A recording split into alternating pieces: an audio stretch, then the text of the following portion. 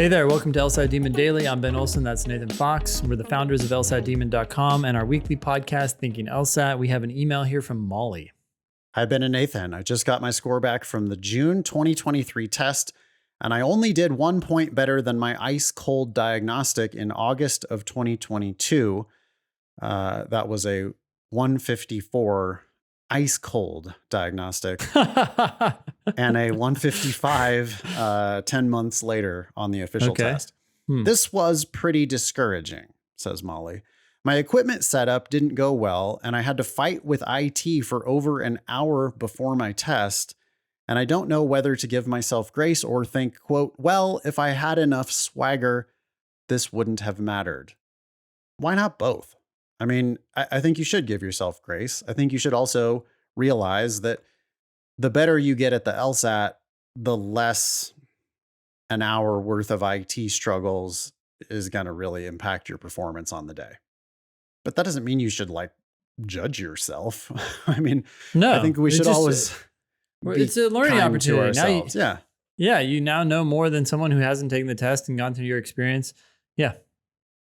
I found the demon through your podcast in November of 2022 and haven't studied with anything else. I have bopped between levels.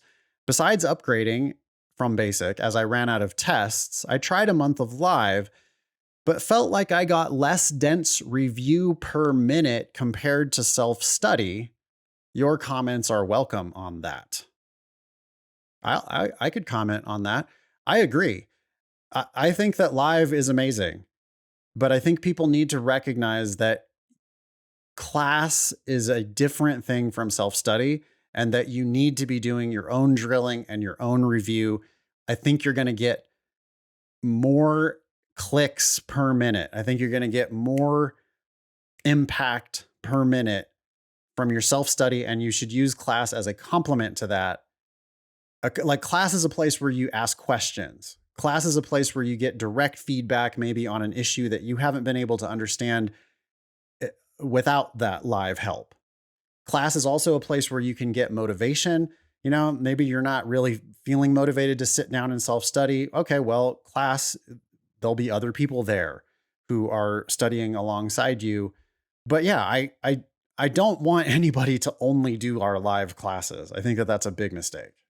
No, I think they're different. It's like different mediums for getting clicks, right? It's very possible that in a live class, you're going to get clicks or realizations. That's what we mean by clicks. Things are going to click. They're going to make sense that might not have made sense for a long time just studying on your own. You hear someone say something, you hear a student ask a question that you didn't even think to ask, and then bam, now some things make sense that didn't make sense before. That said, it's also less efficient in the sense that you're listening to people talk about things you totally understand or whatever, right? So it's like, yeah, you have to do both. You can't just come to live and then be like, all I'm going to do is come to class. No. I would also encourage you to participate in the classes that you come to. Like when I say, do you have questions? You got to chime in. Even if you got the question, you got it right. But if what I'm saying differs from the way you're thinking about it at all, I think you should bring it up.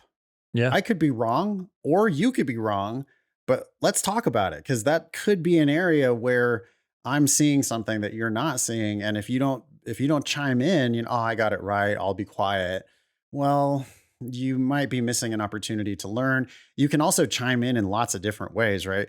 You can participate in the chat. If you're coming to my class or Ben's class, you can direct message with Abigail in the background. Abigail is a high-priced LSAT tutor, and you can take advantage of her for free during our classes in the background. Yeah. So there's you could make a study buddy, right? You could chime in the chat and try to answer somebody's question.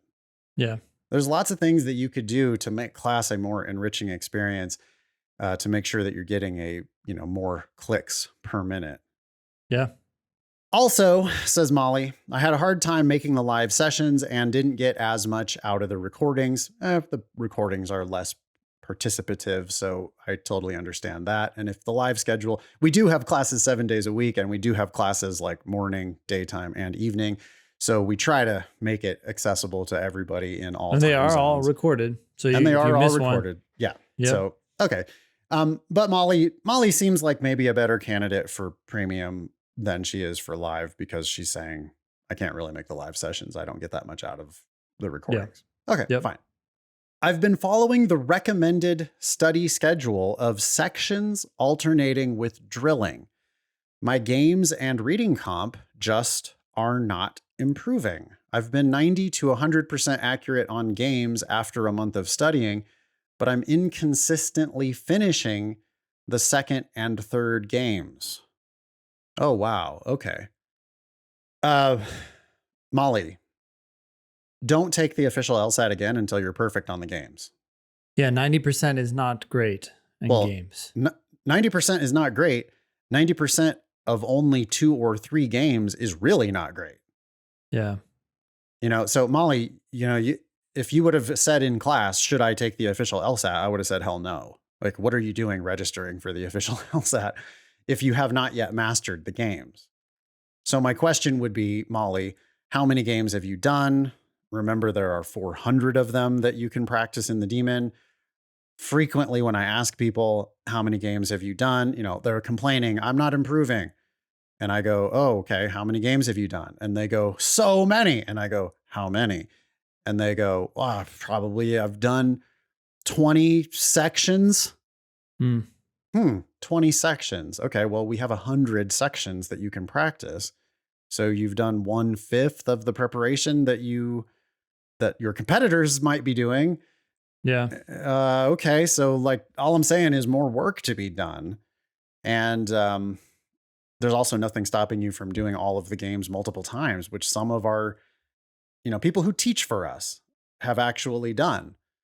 Yeah. And I think sometimes people don't recognize like the amount of work that they might need to do if they want to really differentiate themselves on the LSAT. I've been shooting, Molly says, for 3 passages on reading comp, but I am still dancing around 70s to 80s in accuracy after slowing down and not moving faster than my understanding. Wait a sec. I don't know. These are conflicting claims here, Yeah. Molly. You're saying you're shooting for 3 passages. Right. That to me sounds like you're That's your trying to problem. complete that many, where you don't really have the position to do that yet because you're still in the 70s or 80s in terms of accuracy. So you need to just try to aim for 100% accuracy and then see where that lands you. Right. Yeah. This idea that like you're gonna have a target of 3 passages, and the only way you can really do that is to be doing some time management, right? So Molly probably has an eye on the clock, and she's like, okay, I'm gonna give myself roughly 12 minutes per passage because I need to do all 3 passages.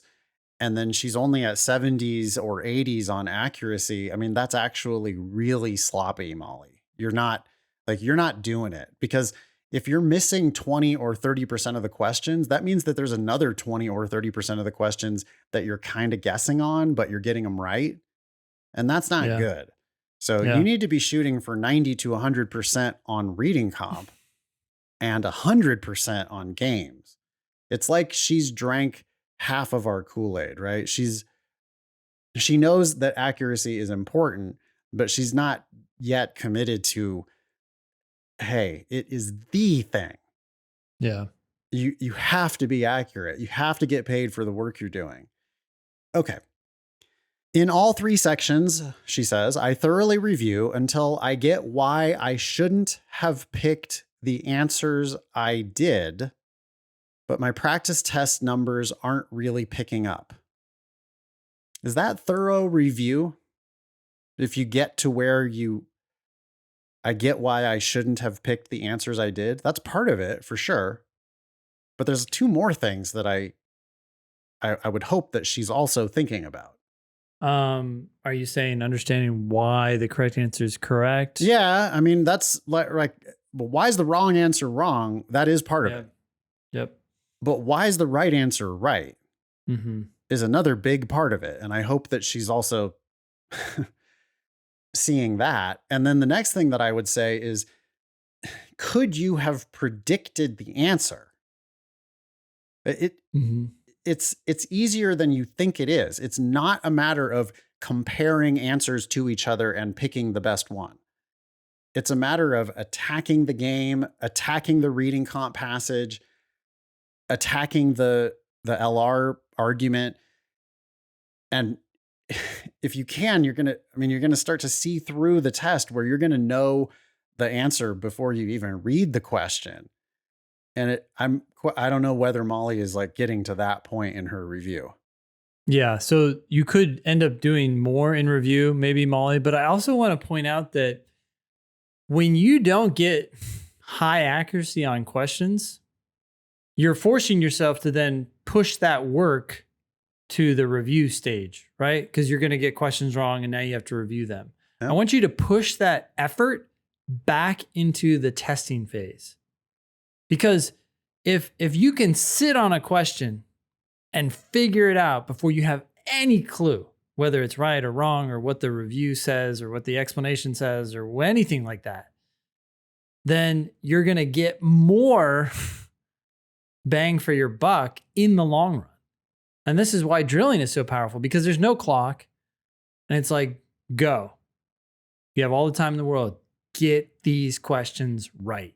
But you can do the same thing in time sections. You just have to let go of this goal to try to get 3 passages done in 35 minutes. Yeah, it sounds like Molly is multitasking. You know, it takes some students longer than others to really grasp that we are serious, that we only care about accuracy. We just don't think about speed. You can't think about speed and think about accuracy at the same time. It doesn't work that way. You have to think about accuracy only and let the speed pick up naturally. And if you're having a goal of finishing 3 passages or having a goal of finishing 3 games, you're not doing it. You're not actually focused on accuracy to the extent that we want you to be. Mm-hmm. Molly continues, my dad and therapist have suggested that it might be time for a break, parentheses, if not from admissions total, at least from the LSAT. But at this point in the cycle, a break seems like a bad idea. I've taken a long weekend and a couple days here and there. I'm getting worried that I won't progress substantially in this admission cycle / ever, which gives me doubt about my chances of success in law school. I graduated in 2020, so my GPA is stuck at 3.494 in chemical engineering, if that helps, which it does a lot. Leaving the LSAT as my only knob to turn for scholarships and a chance of getting to pick where I live while in law school and after. I'm getting exhausted with the process and would like some advice on what to do next, since the studying I'm doing is not cutting it. Any sort of tips on more of my weak / strong stuff, changing my drilling / section split, managing the mental aspect, more or less time, or any other issues you see is very, in all caps, welcome. Best, Molly. So there's 2 fundamental ideas that I think we try to get people to understand when they come to the demon. 1, slow down in the test. 2, slow down in your application process. Yep. And really, we need to go further than that, right? Stop thinking about time during the test. Stop thinking about the application cycle when you're going through this process. Yep. I think it's counterintuitive, Molly. It probably feels like, hey, telling you to stop thinking about that is somehow going to make it so it doesn't happen. But ironically, that's what is going to make it happen. Because if you can let go of all this stuff about the timeline, you can let go of trying to do 3 passages in a section, you can just focus on the question in front of you before you even get into review. Yep. Let go of everything and just focus on you are capable of understanding this. The answers are on the page. You just have to find them. Just find them. Yeah. And that might take you 20 minutes for 1 passage or 30 minutes for 1 passage. But if you can do it and really get it and be like, I now know the answer and I did it myself without the help of your explanations or review or any sort of hint that I got a question wrong, then you're going to start seeing progress and these things are going to start to happen. And you're like, oh, and that's going to feel good. Chemical engineering is a hard ass major. You will get some bonus credit in your law school applications, but you got a lot of credit with me by mentioning 3.5 in chemical engineering. When I read 3.5 in chemical engineering, I go, I have no doubt that your cold 154 will turn into a 160 something, if not a 170 something, if you follow our advice. And I think your problem, because Molly, that you might have this false idea that the LSAT is not evidence-based, or that like there's a difference between engineering and this stuff. But your 154 cold shows all the aptitude in the world for this test. And you're not realizing that this test really is quite literal, and it's a lot like computer science. I bet Molly had to take some computer science classes as part of that chemical engineering major. And those, like, it's instructions on the page, right? In reading comp, the correct answers are just all in the passage. They're going to ask you, what did it just say in the passage? And you just have to find evidence to answer the questions. You can predict the answer, though, which is how you end up going faster, is you think it through and you go, what did they say about that? I remember what they said about that. Maybe the answer is as simple as XYZ. Sure enough, XYZ is the answer to the question. That's going to happen a lot. Logic games, for somebody who managed a 3.5 in chemical engineering, I have no doubt, Molly, that you can learn to score perfectly on these logic games. It's just a matter of continuing to practice them. But I think Molly's problem is that she's like trying to climb the mountain after this mountain. Yeah. You know, she's thinking about applications before she's done with her LSAT. Yep. Or another way of thinking about it is she's thinking about the LSAT like this entire mountain, instead of just thinking about the one step that she has to take in front of her, which is get this one question right.